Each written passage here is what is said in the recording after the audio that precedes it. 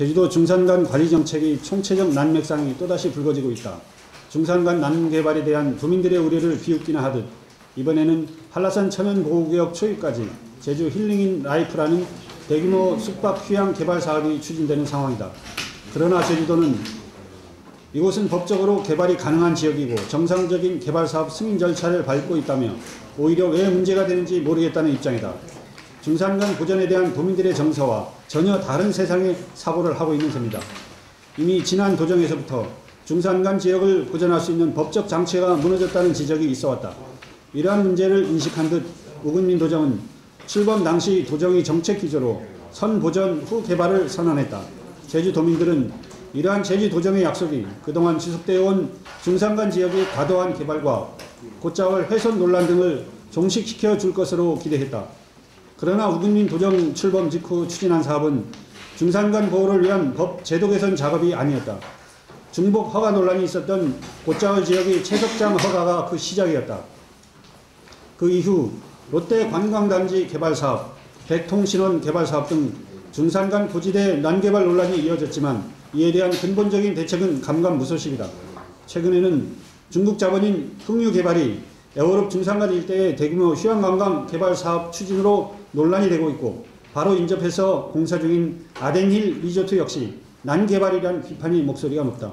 선거 공약으로 제시했던 곧자올 등급 상향 조정도 임기 1년을 남겨둔 지금까지 이행 계획조차 없다. 이처럼 낙제점에 가까운 중산간 관리 정책에도 불구하고 제주도는 너무나 당당하다. 제주 힐링인 라이프 개발사업 부지는 세계 자연유산지역, 생물권 보전지역의 핵심 지역인 한라산과 인접한 완충지역으로 중요한 생태축 역할을 하고 있다. 더군다나 해발고도 600m에 육박하는 지역에 집단 숙박시설을 조성하는 것이 상식적으로 타당한지는 평범한 시민이라면 당연히 드는 생각일 것이다.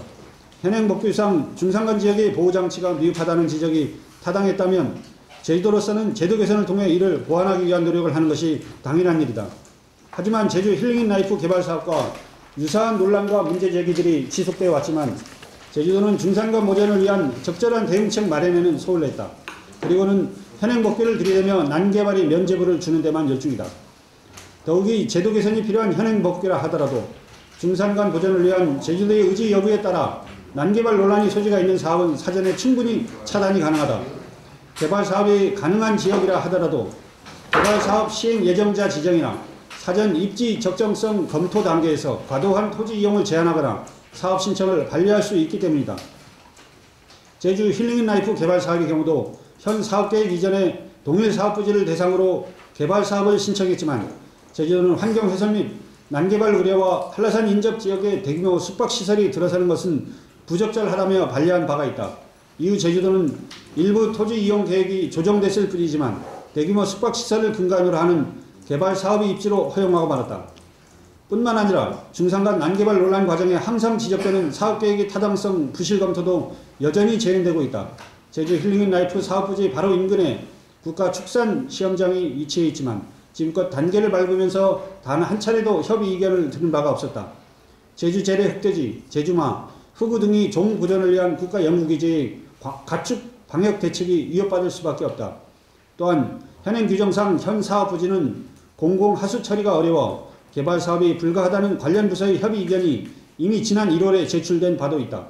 이러한 타당성 논란은 사업 신청 단계에서 검토되어 사업 예정자 지정 여부를 결정했어야 했지만 이 문제 역시 제주도는 뛰어넘어 버렸다. 이러한 상황을 종합해 볼 때 제주 힐링인 라이프 개발 사업은 현행 규정을 제대로 적용한다면 개발 사업 추진 절차를 밟고 있는 자체가 문제가 될 수밖에 없다. 이는 개발 사업이 가능한 지역이기 때문에 행정 절차를 밟고 있다는 제주도의 주장과는 사뭇 배치되는 것이다. 그렇다면 제주도는 왜 이러한 논란을 자초하며 중산간 지역의 개발 사업을 추진하는 것인지 도민들의 입장에서는 납득하기가 힘들다. 결국 문제가 되는 중산간 지역의 미흡한 보전관리 기준은 고칠 생각 없이 계속해서 개발 사업을 만들어내는 데는 여전히 보전보다는 개발에 중심을 둔 제주도정이 개발 정책에서 기인하는 것이다.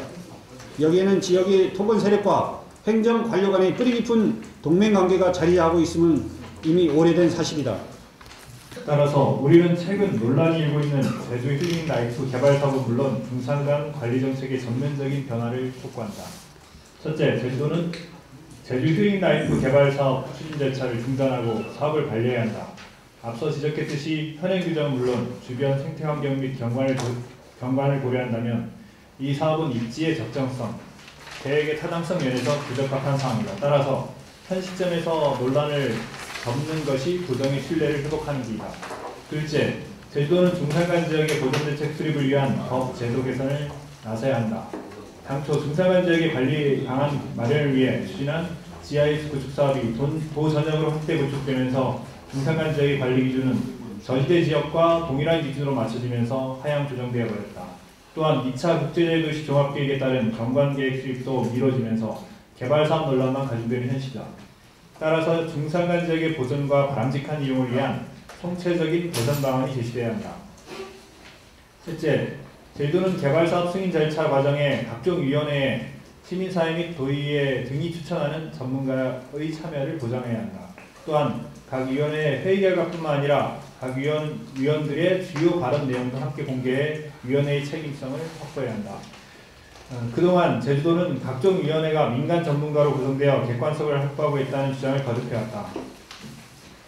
하지만 최근 몇몇 위원회 심의 과정이 상식을 뛰어넘는 규정 위반과 부실한 심의로 논란이 되고 있다. 더욱이 위원들은 제주도가 추천 위촉하다 보니 도정의 이해관계에 따라 위원회가 거수기 역할을 하는 경우가 허다하다. 따라서 위원회의 투명한 운영과 공정한 심의를 위한 개선이 절실히 필요하다. 제주 천혜의 자연환경은 이미 세계가 인정한 보편적 가치를 갖고 있다. 이제 제주의 환경을 보존하고 지속가능한 이용을 위한 선진국 수준의 보존정책이 뒤따라야 한다. 제주도가 추진하는 세계환경수도 인증사 역시 이러한 계획의 연장선상이다. 그렇다면 굳이 도민들의 요구가 아니더라도 제주도는 솔선수범해서 중산간 지역의 환경과 경관을 보존하기 위한 노력을 펼치는 것은 당연한 일이다.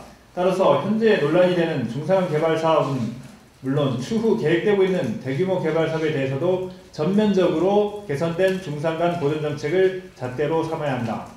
2013년 4월 8일 노동시민사회단체 일동